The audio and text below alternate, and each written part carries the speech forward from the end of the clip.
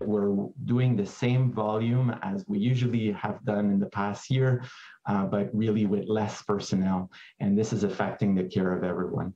A tough 2 weeks is projected as Quebec's ERs are dealing with COVID-19 and more. The province reported a 28-patient jump in COVID hospitalizations Sunday, with more than 2,000 people being treated for the virus. Montrealers are urged to avoid swamped ERs running at over 100% capacity, as just under 13,000 Quebec healthcare workers were absent from work because of COVID-19. This has a humongous impact on the delivery of care.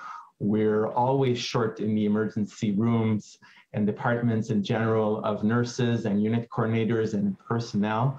But I can tell you that this wave is even worse than previous, for that matter.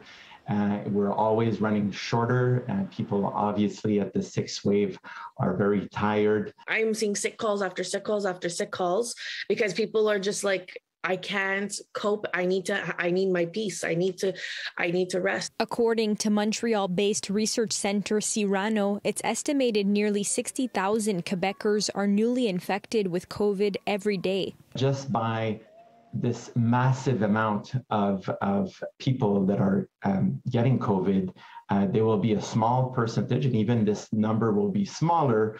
The absolute number of people that may require an admission and even ICU care has the potential of being greater than other waves. And that is a real concern. And obviously, whenever we hear this, it's about like capacity. It's about, operations being canceled. COVID has always been an issue. It's becoming a bigger issue now. Our COVID wards are filling up. Our numbers are inclining. Our patients are getting sicker again. On top of COVID, we're getting also sick patients for other medical or other reasons. We're also seeing a surge in other respiratory viruses, such as influenza, the flu, which we generally don't see really at this time of the year, which again complicate things because we have a lot of people coming with flu-like symptoms, and therefore they need to be isolated until we have a COVID test. Those with significant trauma, psychological distress, sudden chest pains, shortness of breath, or signs of stroke like difficulty talking are encouraged to seek emergency care, while others are asked to call the province's health line 811 to speak to a nurse, since those on the ground have become overwhelmed.